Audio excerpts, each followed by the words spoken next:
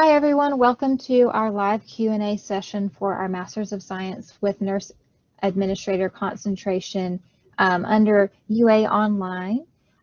We have some faculty and staff members here today to answer some questions for you all.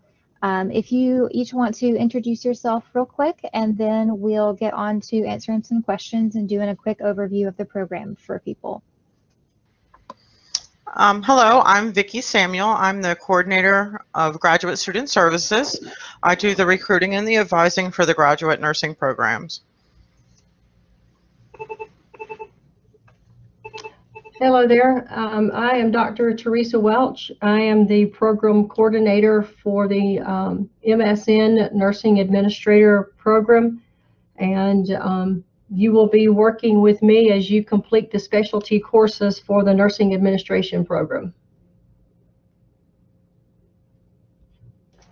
All right, thank you both so much.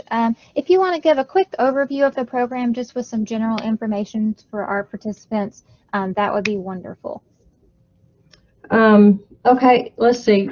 The Nursing Master's Nursing Administration program is a completely online program from start to finish.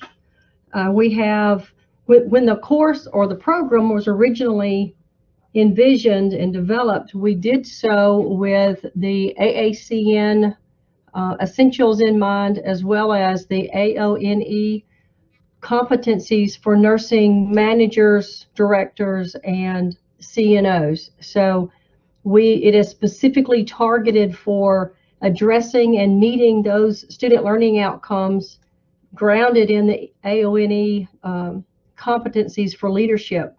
We also worked with the ANA scope and standards for nursing administration, as well as, and I don't know if I said the AACN essentials, but those were the guiding forces when we developed the program. And for those who have experience as nursing leaders currently, if you come to the program with experience as a nurse manager, director, team leader, then completion of the program, I think that you would be well prepared for the Nurse Executive Board certification that AACN publishes, and then have a certification as a in nursing administration. They have two certifications actually. They have a basic certification and an advanced certification. With the changes to their new requirements, you have to come to them with experience as a nurse leader in your organization to be able to sit for the test. But this program would give you a phenomenal background and have you well prepared if that's something you decide to do. It is certainly not a requirement, but if that is something that you so chose to do at the completion of the course, then you would be well prepared for that exam if that's what you chose to do. So I think that we have a high quality program with excellent student learning outcomes, and students are well placed to advance in their career. So I think it's just based on the student feedback that we've gotten thus far, this has been an excellent program for folks who are working full time and want to advance their career in nursing administration. Okay, and then the program can be done anywhere from 3 semesters full time to 6 semesters, depending on which semester you apply. We do accept each semester. This program is a 33 credit hour program. There are 540 practicum hours included in the program. They're done across 3 semesters. It's 180 hours each semester. We do also have this program from a BSN to DNP level with a focus, and it can be done in 9 semesters. Emily, are there any questions, specific questions? Yeah, I'll go ahead and go through some of the questions that were submitted prior to this session for some of our participants that may not have been able to make it to the session today. We do have a question from one of our registrants. They would like to know if the GPA requirement is flexible at all for students that maybe not be recent college grads that might have a GPA from maybe 15 or more years ago, whether or not that GPA requirement is flexible at all. Well, our GPA, and we have to have a 3.0 overall or last 60 hours. So if their overall GPA is below a 3.0, we will look at the last 60 hours. If both the GPAs are below a 3.0, the graduate school will only let us do a conditional admit. So we would have to review the application, and this would actually have to go to the dean to review and petition to the grad school to allow us to admit them. So the best thing, if both GPAs are below 3.0, they probably need to contact me and let me take a look at their transcripts and things like that. All right, thank you so much, Vicki. We do also have a question that was submitted previously. A student wants to know, what do the classes look like? What does the schoolwork look like? What's the timing of the courses? Can there be breaks in between classes or semesters? I'll talk about the timing, and then I'll let Dr. Welch chime in about some of the content and what to expect in those courses. The fall and spring semesters are 14 weeks long. The summer is 10, so they have a few weeks between semesters. Courses are set up by modules, and they're given specific due dates, so that, they can log in and when it's convenient for them to take a look and see when things are done, but they'll have lots of discussion questions, some quizzes, writing, those kind of things they can expect from all courses. But on average, we try to tell students that they can expect 9 to 12 hours of coursework a week per course, per 3-hour course. So if they're taking 2 courses, they can, estimate about 18 hours a week doing coursework.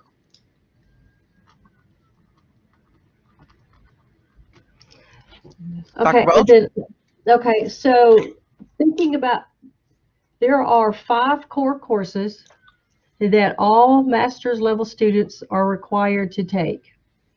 Once those 5 core courses are taken, and they can be taken on a full-time or part-time basis, and Vicki is the expert in that area. Once you move into what we consider your nursing admin specialty courses, there are 6. Those courses come in dyads, and here's what I mean by that. In the first course, what we would consider our foundational course, and it's called roles and leadership for nursing administrators. In that course, you have a didactic or theory course, which is 3 hours, and then it has a sister course that is a 3-hour practicum course.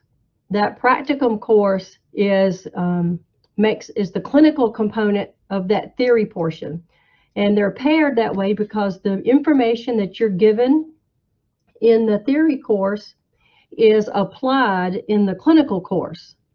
So as you are going about your clinical time in the hospital with your nursing administrator or the person that's your preceptor, then you would be looking for experiences, and your preceptor would be looking for experiences to help you apply and understand what you're learning in class.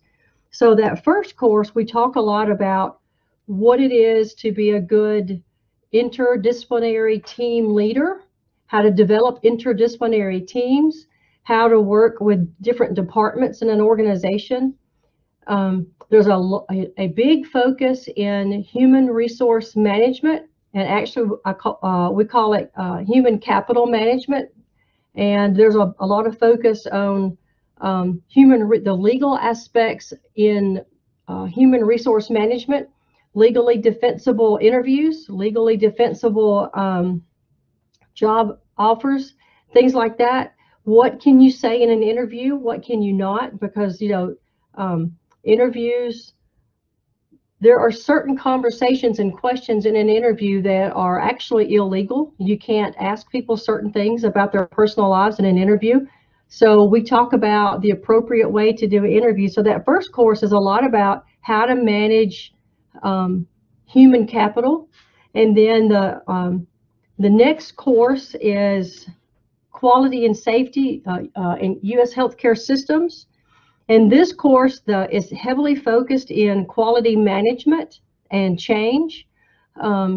Also, we hit teamwork and building interdisciplinary teams here as well. But the primary focus shifts from the human capital management. Now we're moving into quality improvement. And we talk a lot about reading, I guess, graphs and scattergrams and things like that to help you understand what data is saying to you, how to read those things and understand what your information sources are giving you. But it's a heavily focused in quality management, in implementing sustainable change in an organization. So that's the heavy focus of our second course. And again, it is also a dyad in that we have the theory piece, and then you have the clinical course to go with it. So you've got theory, which is a 3-hour course, and then you've got a clinical course, and they're sister courses, and together they give you an opportunity to learn concepts, and then in the clinical setting, you're able to apply those concepts that you're learning in clinical practice.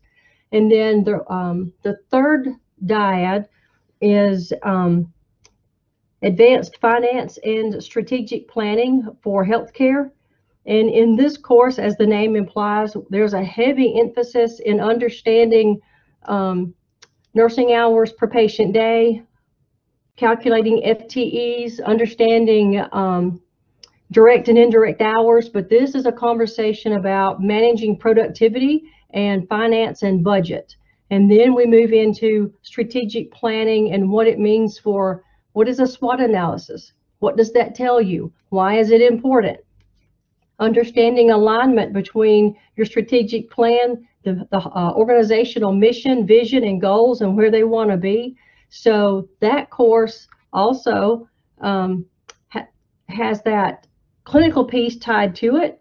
So what you're learning in your theory course, you are able to apply in the clinical course. So each semester, when you have these courses, you've got a 3-hour theory and a 3-hour clinical that are sister courses. And so you're expected in the specialty courses, it'll come in that 6-hour semester, 6, 6, and 6.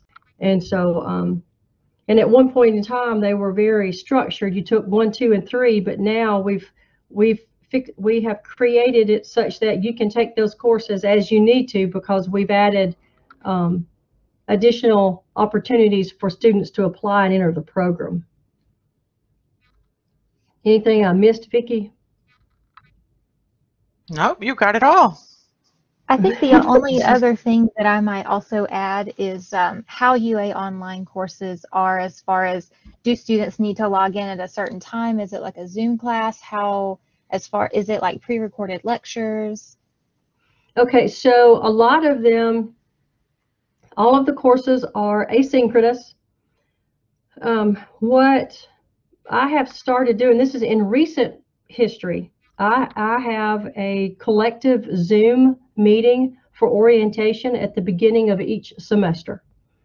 And that's an opportunity to bring everyone together, even if you're in California, Indiana, Louisiana, it doesn't matter. We can all come together at the beginning of the course, and that's an opportunity for them to see me face to face. I can see them face to face.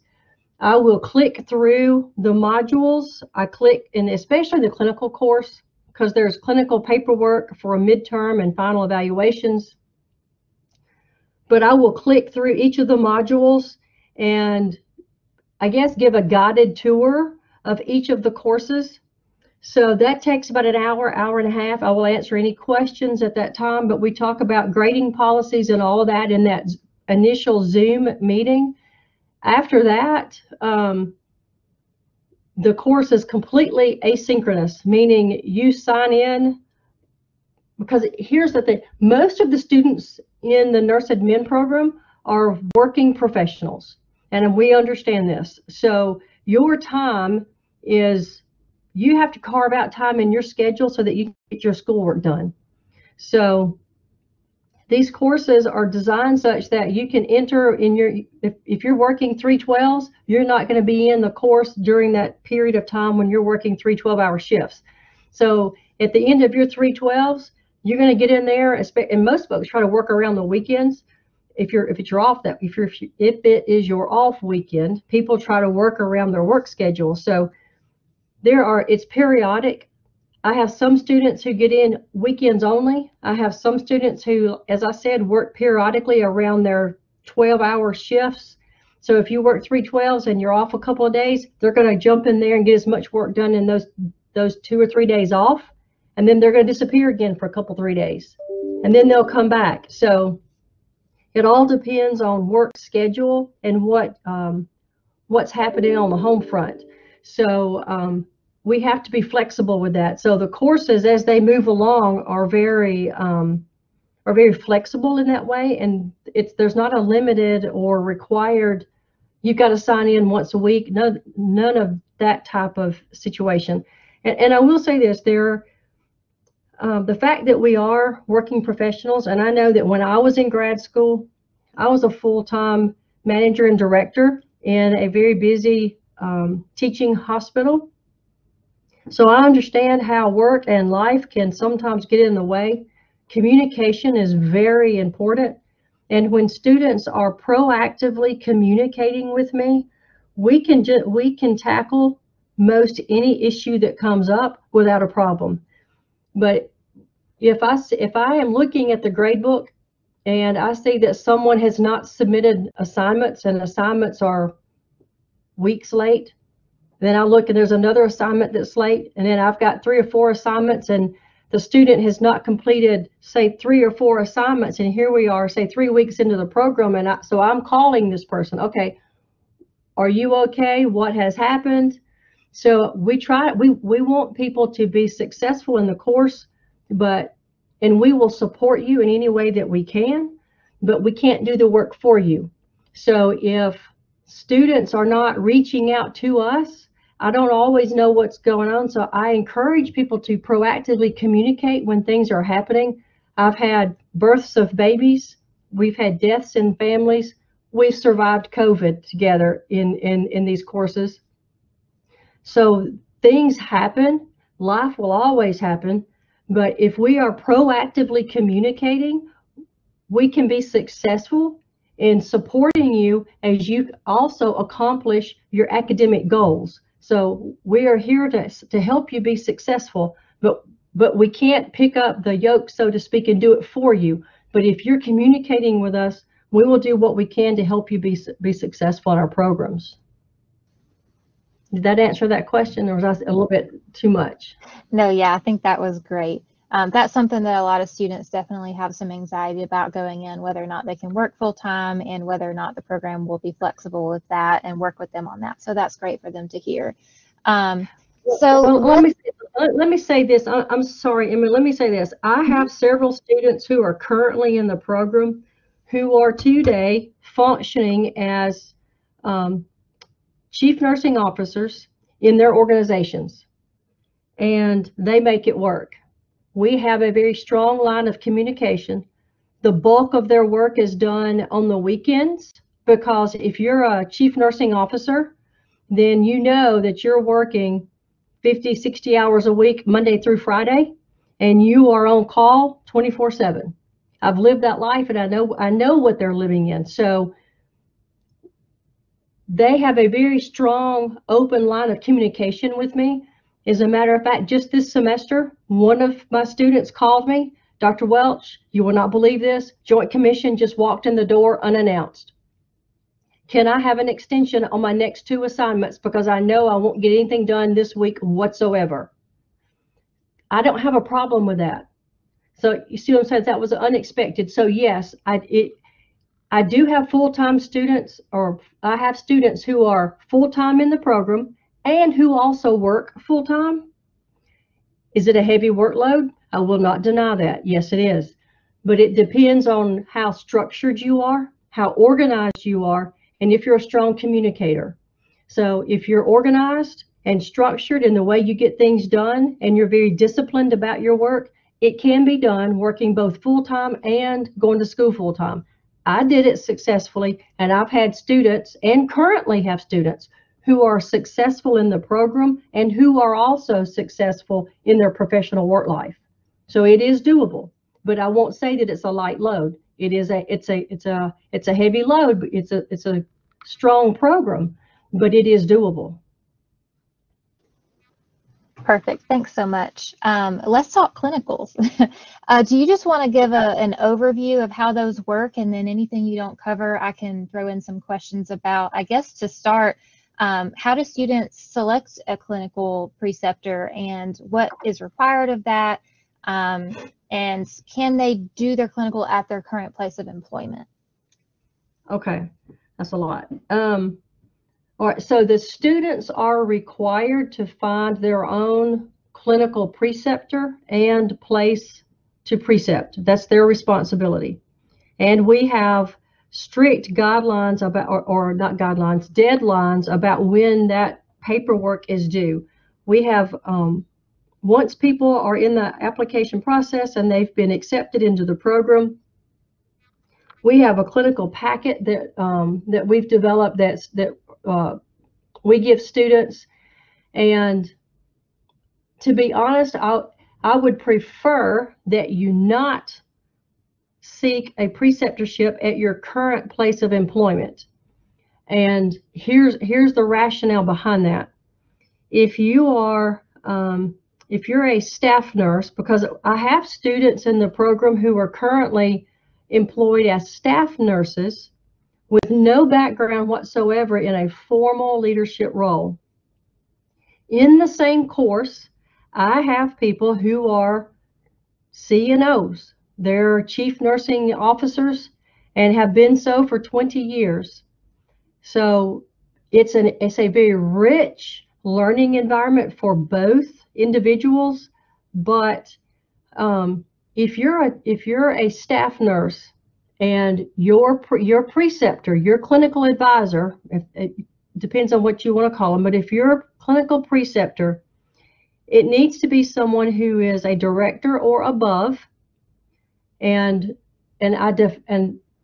organizations have different names for their leadership. So a director in one organization may be a manager in a different organization, or a team leader in yet another. And sometimes in smaller hospitals, a chief nursing officer is the director of nursing. So titles don't mean a whole lot to me, but what I do, if you have someone in mind, I like to see their CV. And when I look at their job description and their job duties, that tells me whether or not that person would be a strong candidate to help you meet program objectives. So you need someone as a preceptor, and I say director level above because you're looking for someone who is involved with operational budgets, someone who is involved with productivity, someone who is involved with capital budget development, organizational change. Typically, that's someone above a departmental level. So that's the type person, that's the context of the job that I'm looking for. The second thing is your preceptor needs to have a master's degree, because you are seeking a master's degree. The person that you work with needs to also have a master's degree or above. And I have a lot of students who question me about that degree, but that's actually dictated to us by our accrediting body. And think about this: when you, if you're a BSN and going to have a preceptor as a BSN, you need someone who is a BSN to be your preceptor. Likewise, in graduate school, if you're seeking an MSN degree, then your preceptor has to be an MSN or higher. So that's the second thing. And they have to have a nursing license. I'm not someone that is not a nurse or has an MBA, but if you have, if you've got, you need someone who has a nurse background. Now, if you have, now that I've said MBA, let me say this. If you have someone who is a registered nurse and their master's degree is non-nursing, then that is something that I would need to look at, because I've also had students who've requested to precept with hospital administrators. Well, hospital administrator has a master's degree, but it is a healthcare management. They have no nursing background. And if you're a nurse, you know nurses think differently. We have our own language. We have our own way of thinking. And if you do not have a nursing degree or a nursing background, then it's very difficult to teach someone how to teach people that leadership role in nursing administration, because the key is nursing administration. So it has to be someone with a nursing background, with a nursing license. And if that nurse has an MBA, that is someone that would be considered for a preceptorship. But if that person does not have a nursing degree and they have a master's in healthcare management, or a BS in, or BA in healthcare management, and then their master's is, and their master's degree is MBA, see, there's no nursing in there, then that person would not be a good candidate for a nursing administrator. All right, so when you narrow it down, it has to be someone who's a nurse, and that nurse has to have a master's degree or better to be eligible to be your preceptor. Now, back to my original thought about precepting in your current place of employment. If you are a staff nurse and you're working with your director of nursing, your CNO, somebody like that, and they're involved with a disciplinary action, or they've got to meet with the board who has oversight over the organization, and they're talking about confidential matters. As an employee in that hospital, it can open some doors for confidentiality, concerns for your preceptor about, should you really be here to hear this conversation? So sometimes you're asked to step out of meetings or not attend meetings or not be a part of something that would be a valuable learning experience solely because of confidentiality reasons. So if you had a peer, say that you are a staff nurse, for example, in the intensive care unit, and you have someone who is having to meet with the director of nursing or the chief nursing officer because they're for drug diversion, or or maybe they're going to be terminated for stealing hospital equipment, but whatever. But there's a sensitive subject dealing with a current peer, and even though you're a student, sometimes it's difficult to separate the role of student and the role of employee. So when you are precepting in your current place of employment, sometimes it's difficult to separate the two, the employee and the student. So that's why it's not always best to choose your current place of employment unless you work for somebody like Ascension. They've got multiple organizations all over the country, and so that wouldn't be an issue. Or if you've got a very large organization that has multiple buildings and facilities within a city or a county, but working in one small organization in the same building would be very difficult. So that's why I say I prefer not your current place of employment. But if there again, oftentimes it's context. How do you say it's individual, because not all organizations are the same. So if you're in a small 50-bed critical access hospital, I'm going to say probably not your best place to stay if you are the chief nursing officer. But if you're in a Johns Hopkins huge facility and it's a totally different area of the hospital than what you normally work, that would probably be okay. So one size does not fit all. So that would be decided on a case-by-case basis. What else about clinical you were asking me? Yeah, one follow-up question. Can you explain a little bit about what indirect clinical hours are? Oh, okay. direct clinical hours are hours in which you have patient care access. If you, the best way to explain direct hours, if I am participating in direct patient care, then I'm going to put on a uniform and I'm going to work because I'm going to be working in a patient care unit taking care of patients.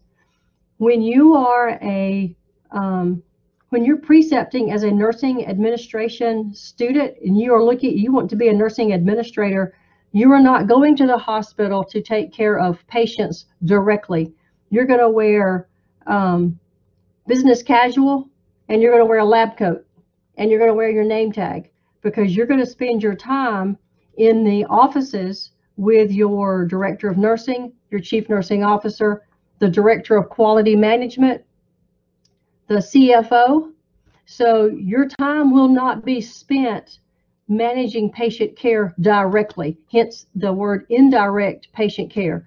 So all of your clinical time should be spent within the confines of organizational offices and things like that. You shouldn't be in a patient room taking care of a patient unless there's a patient complaint and your preceptor has to go to the unit or to a patient room and do service recovery. And that would be an excellent learning opportunity for you to be with your preceptor in that service recovery situation. But there again, you're not going to be taking vital signs, giving meds, doing assessments. You are there as a representative of that hospital with your preceptor for service recovery, which is very different. So it's not about patient care. It's about learning roles, relationships, and managing people and situations. That's the bulk of it.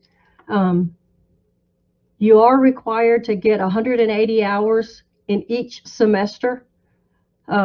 Some of those hours are built into the actual clinical course itself, because we have a lot of videos, we have a lot of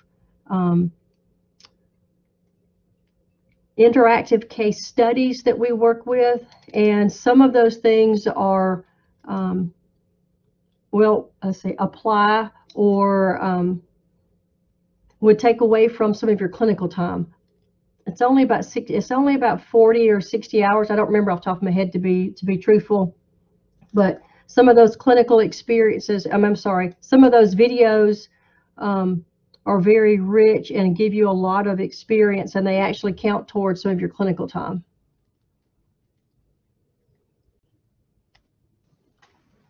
Great, thank you so much. Oh, sorry, go ahead, Vickie. The process for this, we start this process about a semester and a half prior to clinical, so it's plenty of time to work out any kind of contracts. We do have a list of facilities that we have contracts with that we give to students to see if they want to reach out to these facilities to see if they can do clinical there. So we do have a little bit of help if they need it. We also can reach out to alumni that may be able to precept as well. But typically, the nurse admin students do not have issues finding finding clinical preceptors. Awesome. Thank you so much, Vickie.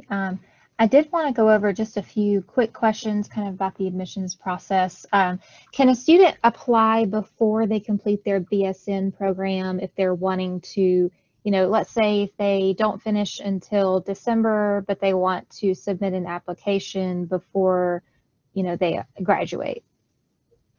Yes, they can apply during their last semester of their program. It would just be contingent on getting their BSN. All right, and we did have some students ask about the cost of the program. One thing that is nice about our UA online programs is we do not charge out-of-state tuition, which is helpful for some students. But you would go off of the current graduate tuition rate for the program, and then also make sure to account for any additional fees that may be for that program as well. Are there any scholarships that would be useful for our potential students to look into for this program? We do have some in-house scholarships that we give away each year, that we have donors that set up scholarships for specific types of students. So I send out an application to all students for that. I do recommend that students reach out, look into the boards of nursing in their state. You know, the Alabama Board of Nursing gives a scholarship away each year, a fellowship away each year. There may be other boards of nursing that do the same thing. If I receive information about different scholarships, I do share with the students.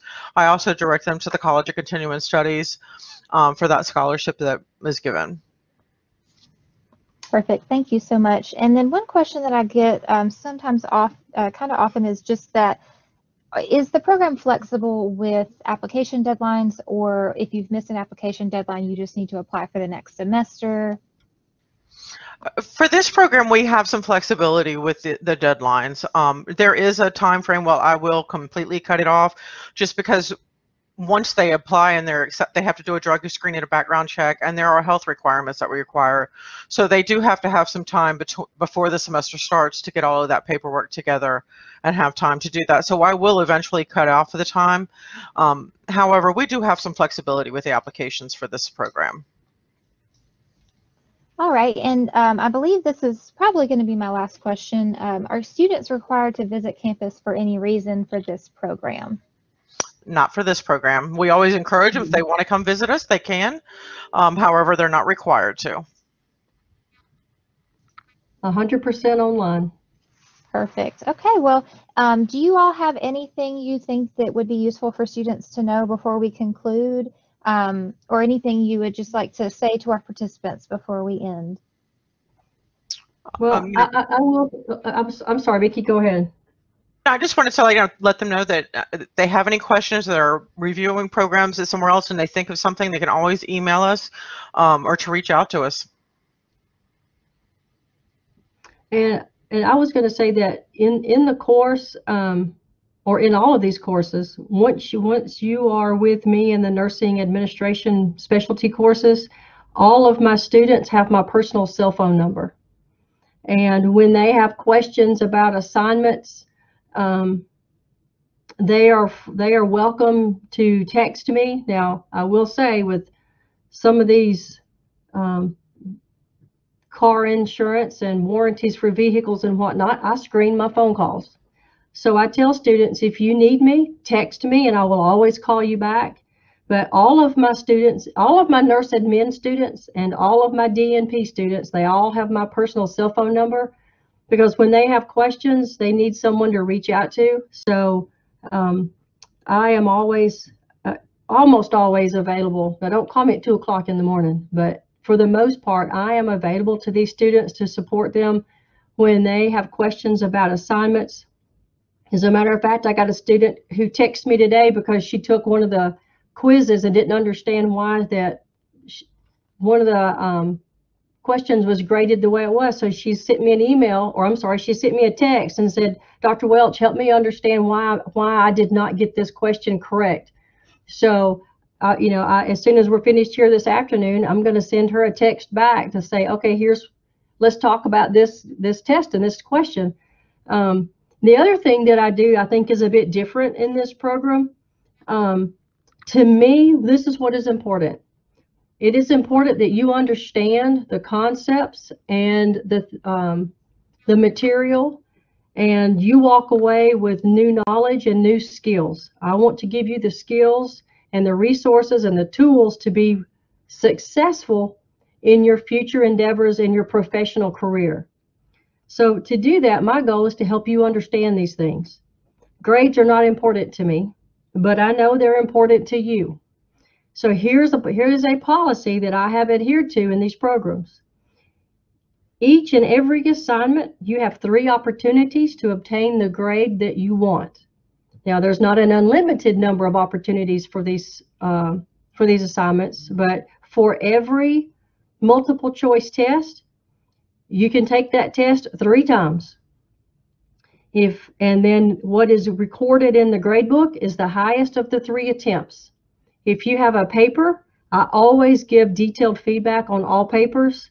Based on that feedback, if you do not like or if you don't appreciate the earned grade, Based on that feedback, you can redo or revise that assignment and resubmit, and I will regrade it.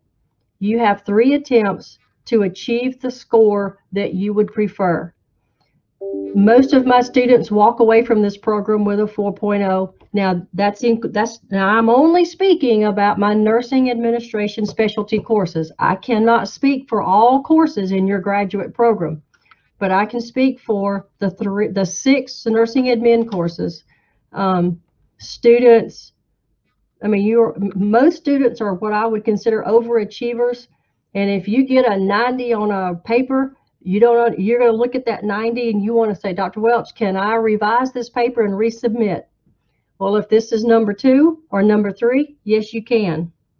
So most people want to revise and resubmit for those 2 opportunities to improve their grade. And the reason I do that is because the more you work with the material, the more you understand it. So that, number 1, that achieves my goal of helping you learn the material, apply the material, work with the material, so you walk away with a stronger knowledge base. And it helps the student because otherwise they may have gotten a B on a paper and now they've gotten an A, and they're proud of that. So it helps them, it helps me, and we both walk away as a winner. So I think that I think that the programs are excellent opportunity to reach your professional goals. So I would love to talk to you if you have questions aside from this, and I don't mind if you want to reach out to Vickie, then she can get a hold of me. It won't be a problem. All right. Thank you all for attending and helping answer our questions for prospective students. Again, just as she said, you can contact any of us with your questions if you have anything that you need help with in the future. And everyone, enjoy the rest of your day and roll Tide.